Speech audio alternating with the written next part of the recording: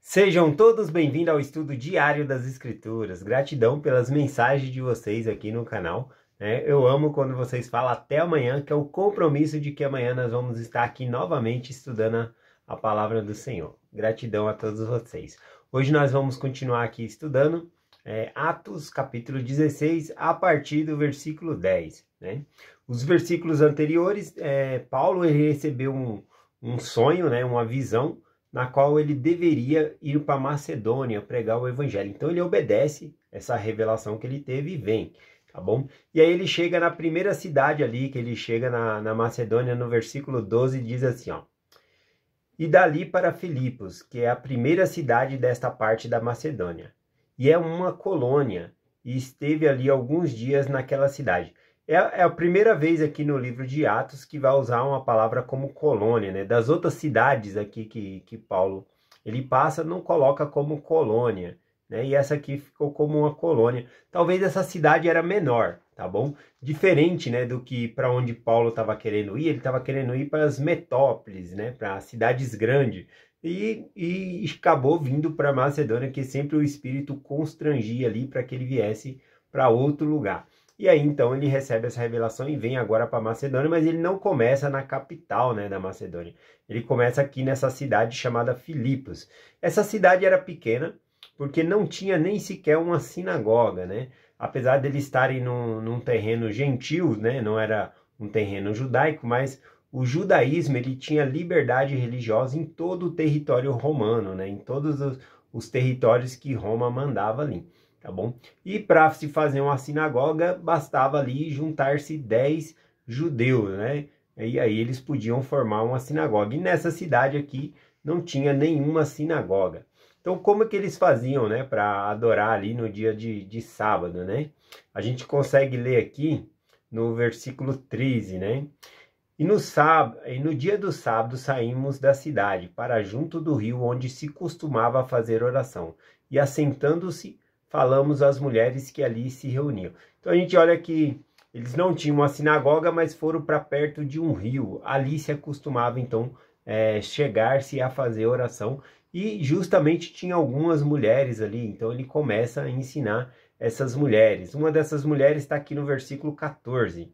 E uma certa mulher chamada Lídia, vendedora de púrpura da cidade de Tiatira. Então essa mulher vinha para ali, para fazer comércio. Ela tinha uma casa nesse local, mas ela fazia comércio ali, Ela trazia tecidos, roupas, e as roupas dela não era barato, porque era tingida ali com um tipo de púrpura, era alguma tinta cor que era extraída de algumas conchas.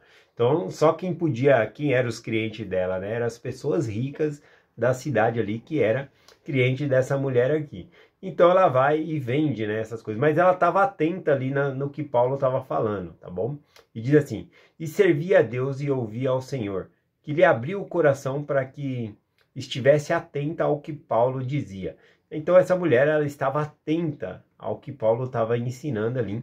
E ela acaba sendo batizada aqui no versículo 15, ó. E depois que foi batizada, ela e sua casa nos rogou dizendo... Se haveis julgado que sejais fiel, que eu sou fiel ao Senhor, entrais em minha casa e ficai ali. E nos constrangeu a isso, Elas deixaram os missionários ali sem graça, De não aceitar o convite de ficar na casa dela.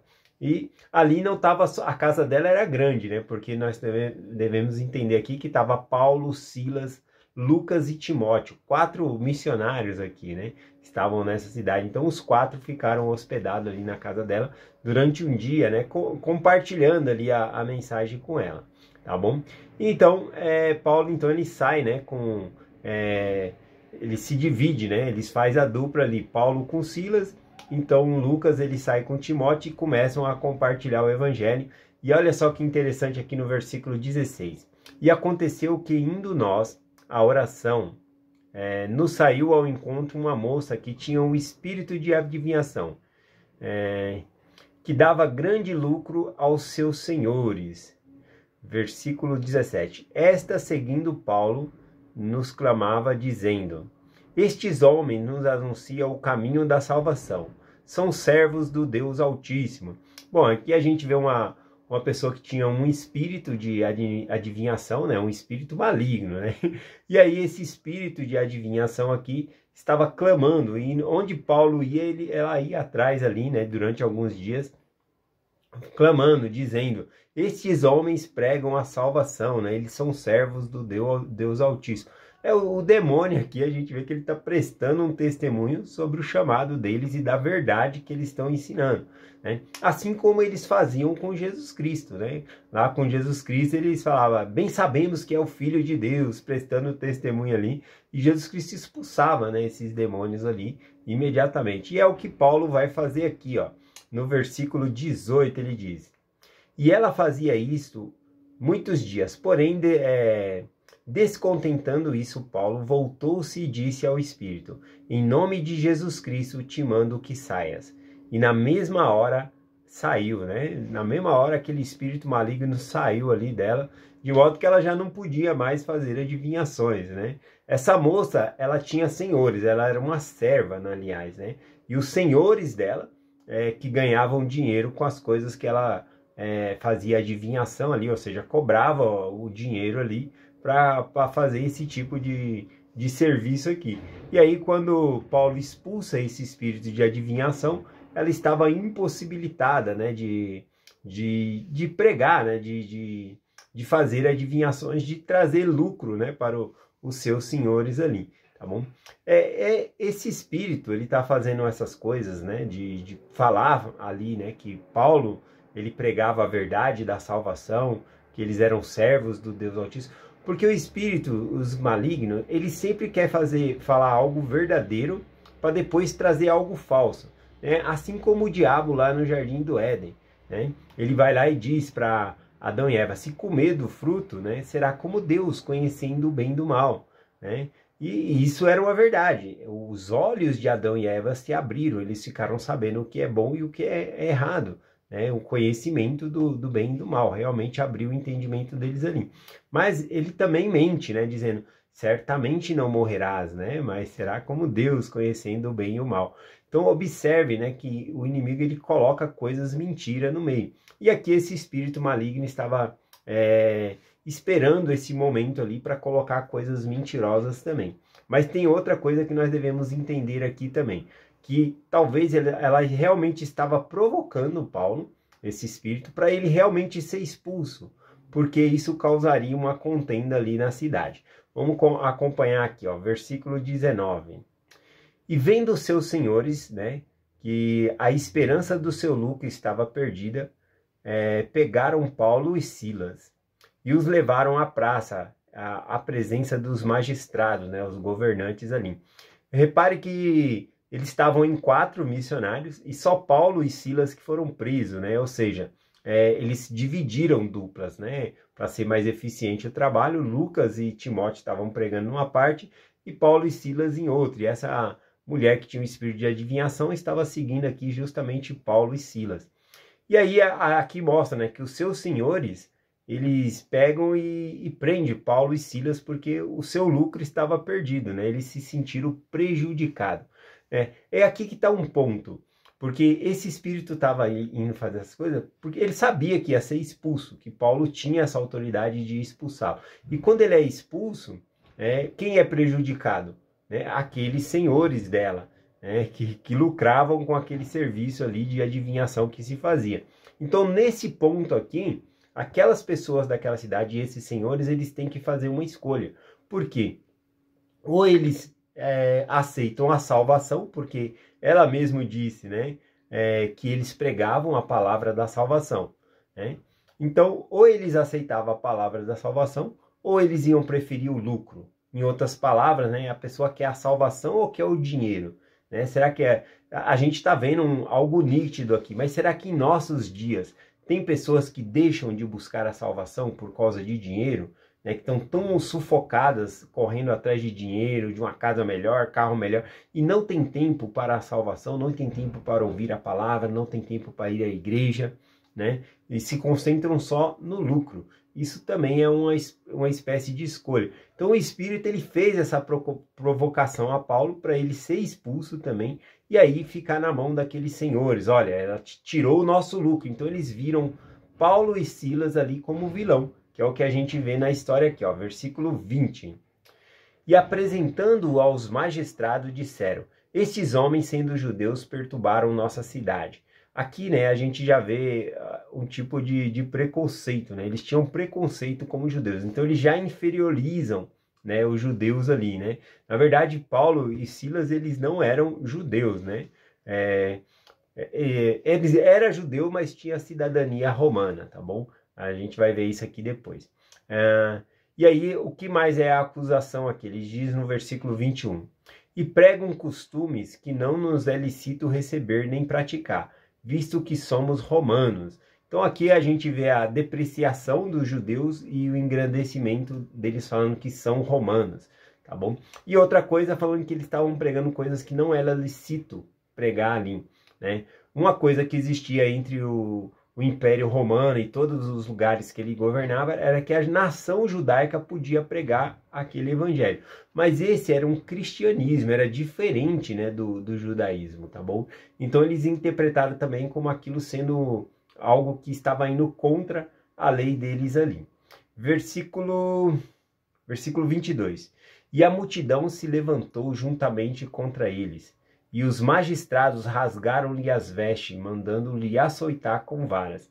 E havendo-lhe dado muitos açoites, os lançaram na prisão, mandando o carcereiro que guardasse em segurança. O qual, tendo recebido tal ordem, lançou no cárcere no mais interior, e lhe assegurou os pés com tronco, né? Então, já que mandou guardar em segurança ali, né? Ou seja, ele colocou ele no pior lugar, no lugar mais escuro lá da prisão, e ainda prendeu eles, né? Algemou as pernas deles ali com tronco, tá bom? Para que eles não pudessem fugir, e assim eles ficaram guardados. Visto que eles também açoitaram eles, né? Bateram nele ali com vara, né? Como se fosse um chicote, mas foi com vara nas costas ali, ferindo a costa tanto de Paulo como de Silas.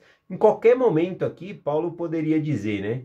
Eu sou romano, né? E eles não poderiam bater nele. Na verdade, nem eles sendo judeus, eles poderiam apanhar, porque primeiro teria que ter um julgamento para depois falar a sentença. Você vai ter 30 chicotadas, né? Mas não, primeiro bateram, né? Bateram, prenderam, que isso também era contra a lei, né? E depois que eles vão mandar libertar ali, vai estar todo errado, né, essa forma de procedência aqui. Mas Paulo poderia dizer em qualquer momento ali que ele era romano ali, que ele não sofreria esse escárnio que ele sofreu aqui. Né? Por que ele deixa passar esse ponto aqui e não fala? Né? Vamos ver um pouquinho sobre isso aqui, uma hipótese.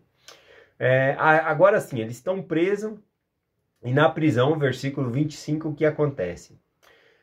E perto da meia-noite, Paulo e Silas oravam e cantavam hinos a Deus, e outros presos o escutavam, né? Qual que é o ensinamento aqui, né? Eles estavam presos, né? Em vez de estarem tristes ali, ou reclamando com o Senhor, murmurando, não, eles estavam cantando, louvando a Deus, de modo audível que os outros presos também podiam ouvir o hino, o louvor que eles estavam cantando aqui, né? Um grande ensinamento para nós.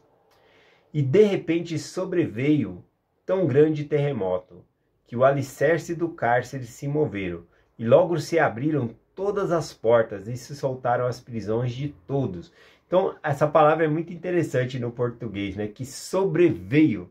Essa palavra sobre é como se fosse de cima, né?